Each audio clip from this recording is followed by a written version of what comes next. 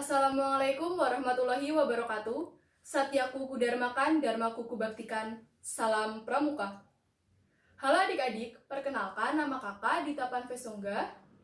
Dalam kegiatan Pramuka Wajib kali ini, kakak akan memberikan dua materi. Yang pertama, sejarah Pramuka Ambalan Ganesha. Yang kedua, sejarah masuknya gerakan Pramuka ke Indonesia. Untuk materi yang pertama, sejarah Pramuka Ambalan Ganesha. Jadi, di SMA Negeri 1 Purbalingga ini mempunyai satu ekstrakurikuler wajib yang harus diikuti oleh seluruh siswa-siswi di SMA Negeri 1 Purbalingga. Sesuai dengan Undang-Undang Nomor 12 Tahun 2010 tentang Gerakan Pramuka. Kemudian, ekstrakurikuler Pramuka di SMA Negeri 1 Purbalingga ini merupakan satu ekstrakurikuler yang tertua, yaitu berdirinya berbarengan dengan berdirinya SMA Negeri 1 Purbalingga, yaitu pada tanggal 16 Agustus 1961.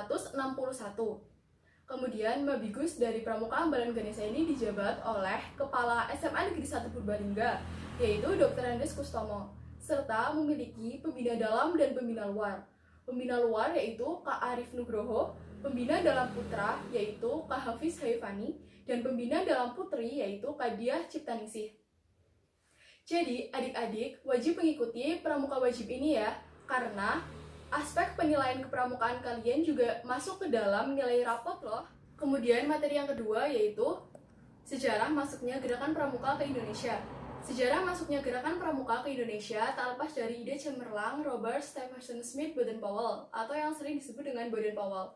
Baden-Powell adalah Bapak Pandu Dunia. Pada awalnya Baden-Powell mengajar atau aktif dalam organisasi kepanduan di Inggris. Kemudian ia menuliskan pengalamannya dengan buku yang berjudul Scouting for Boys. Kemudian buku tersebut tersebar di berbagai negara, salah satunya yaitu Belanda, dengan kata Pathfinders. Kemudian oleh Belanda dibawa ke Hindia Belanda atau Indonesia sebagai daerah jajahannya. Setelah itu dibentuk organisasi NIPV atau Netherlands Indische Pathfinder Vereniging.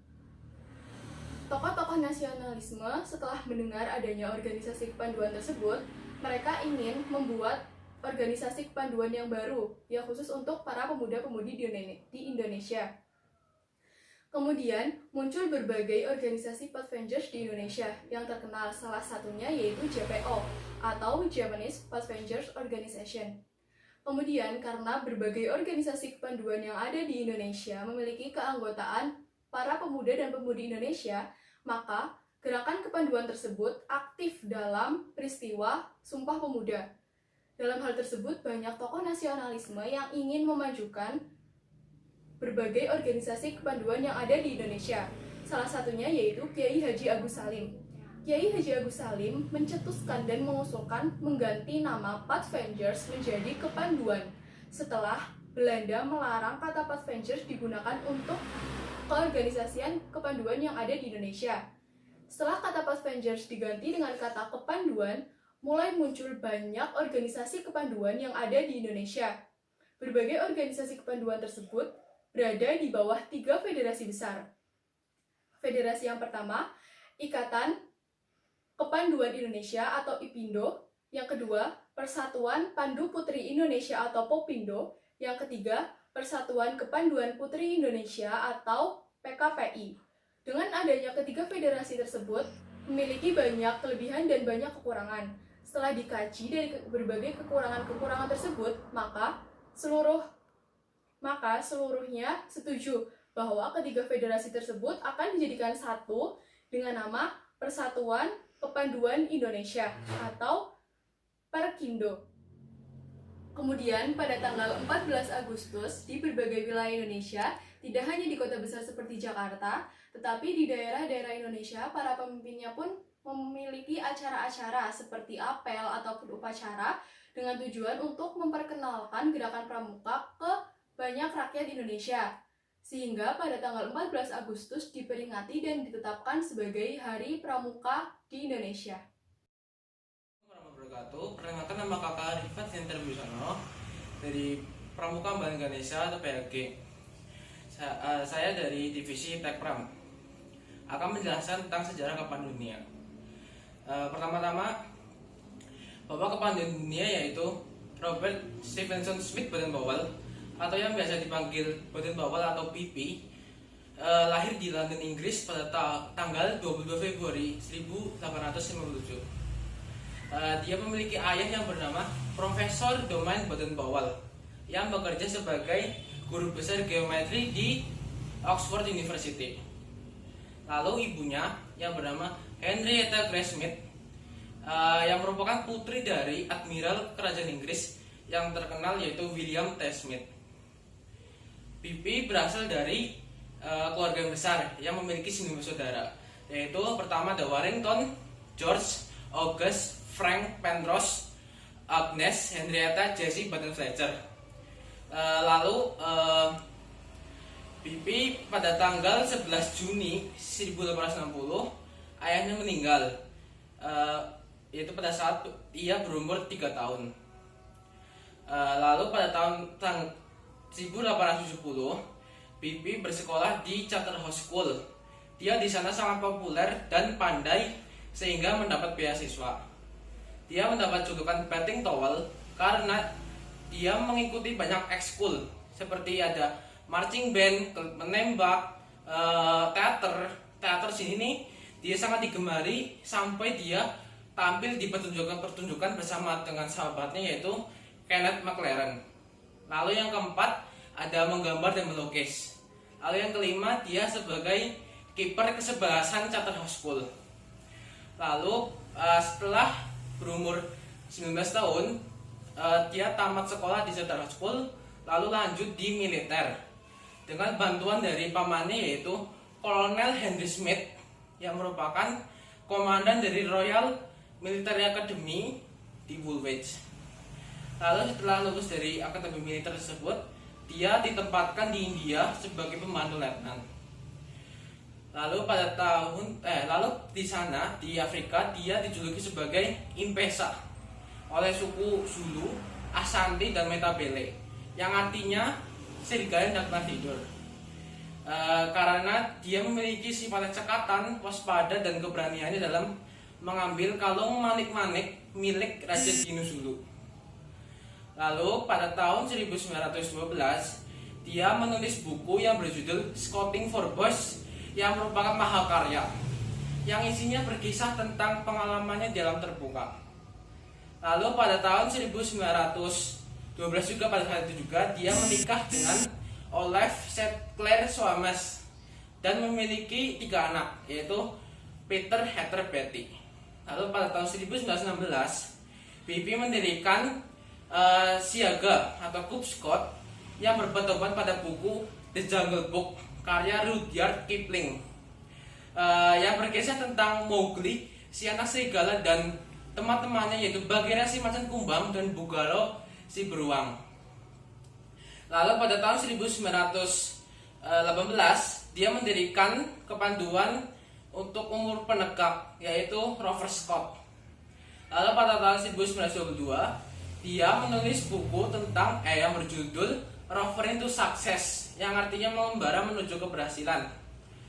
Yang berkisah tentang pemuda yang berperahu menuju pantai bahagia dengan melewati rintangan-rintangan yang berbentuk seperti karang-karang. Karang-karang di sini dimaksudkan adalah karang kehidupan, yaitu yang ada 5. Pertama karang wanita, kedua karang judi, ketiga karang minuman keras dan merokok, keempat karang mementingkan diri sendiri egois dan mengorbankan orang lain, yang kelima karang tidak bertuhan atau ateis. Lalu Pipi mendapatkan sebidang tanah dari temannya yang bernama William F. Du Bois McLaren. Di sana juga terdapat ada patung singa yang sering dimainkan oleh anak-anak Pandu. Lalu pada tahun 1920 para pandu dunia berkumpul di Olympia Hall, London, Inggris untuk mengadakan jambore dunia pertama. Lalu pada hari terakhir pada jambore dunia tersebut, yaitu tepatnya pada tanggal 6 Agustus 1920, Pipi diangkat sebagai Chief Scout of the World atau Bapak Pandu sedunia. Lalu pada saat itu juga diberi gelar Lord Baden-Powell of Gilwell dan dijuluki Baron oleh Raja George V. Lalu pada tahun 1920 juga didirikan Biro Kepanduan Sedunia Weird Dunia itu dibagi dua. Weird Dunia Putra yang bertempat di Jenewa, Swiss, yang terdiri dari Costa Rica, Filipina, Afrika, Amerika, dan Eropa.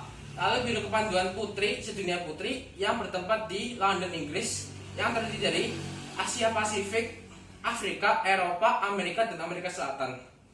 Lalu setelah BP yang Jambore Dunia mengadakan Jambore Dunia, dia berkeliling dunia dengan istrinya. Lalu dia pernah berkunjung ke Batavia pada tanggal 3 Desember 1994 dengan istrinya juga. Lalu setelah berkeliling dunia, dia menghabiskan masa-masa tuanya di Inggris dan lalu kembali lagi ke tanah yang sangat dicintainya, yaitu Afrika.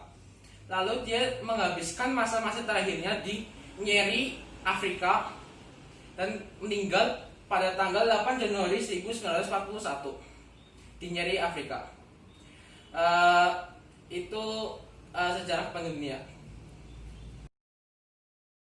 Nah, setelah teman-teman semua mengetahui dan menyimak apa yang telah disampaikan oleh Kak Dita dan juga Kak Rifat, sekarang bersama Kakak Inayat Nuraini kita akan belajar bersama tentang satuan karya dan juga unit. Teman-teman semua sudah pernah tahu apa itu satuan karya? Satuan karya adalah wadah pendidikan untuk menyalurkan dan mengembangkan bakat minat seorang pramuka dalam bidang tertentu dan keterampilan tertentu. Di Indonesia ada banyak sekali macam satuan karya yang bisa kita ikuti untuk mengembangkan bakat. Namun di Purbalingga baru terdapat 6 satuan karya, terdiri dari 1 Saka Bayangkara yang bergelut langsung dalam bidang kebayangkaraan, ketertiban lalu lintas, dan ketertiban masyarakat. Kedua, Saka Dirgantara. Saka Dirgantara ini juga bergelut dalam bidang kedirgantaraan dan jasa dirgantara. Ketiga, Saka Wirakartika berkaitan dengan bidang matra darat, yang dimana kita akan belajar tentang cara bernavigasi, penanggulangan bencana, dan survival. Yang keempat ada Saka Bakti Husada. Saka ini sangat cocok untuk kalian yang menyukai kesehatan. Kelima, Saka Pariwisata. Saka ini sangat digandrungi oleh pemuda-pemudi karena satuan karya ini akan mengeksplor seluruh pariwisata yang ada di Purbalingga. Yang terakhir ada Saka Widya Budaya Bakti yang sangat cocok untuk teman-teman semua yang sangat ingin melestarikan budaya. Dan satu lagi, satuan karya juga sangat memiliki banyak kegiatan yang bisa kita ikuti dari tingkat daerah hingga nasional. Contohnya ada perkemahan bakti Saka Wirakartika, perkemahan bakti Saka Bakti Husada, dan banyak lagi. Ada juga yang namanya peran Saka atau perkemahan antar satuan karya. Perkemahan ini sangat unik karena tidak hanya berkaitan dengan satu satuan karya, tapi melibatkan banyak satuan karya yang akan berkumpul dan juga akan berbagi informasi bersama-sama. Nah, lanjut kita akan belajar tentang unit. Di Purbalingga terdapat 4 unit. Unit Ubaloka, unit Pramuka Peduli, unit Pasperda, dan juga unit Skol Jurnalis. Ubaloka dan juga Pramuka Peduli memiliki tugas yang sama, yaitu membantu saat terjadi bencana dan sebagainya. Sedangkan unit Pasperda akan belajar tentang keprotokoleran, yaitu pada saat upacara dan sebagainya. Sedangkan unit Jurnalis akan mendokumentasikan segala kegiatan tentang kepramukaan yang ada di wilayah Purbalingga. Nah, mungkin hanya itu saja yang bisa kakak sampaikan dalam materi kali ini. Terima kasih. Wassalamualaikum warahmatullahi wabarakatuh. Satya Kuku Dharmakan, Dharmaku Kubaktikan. Salam Pramuka.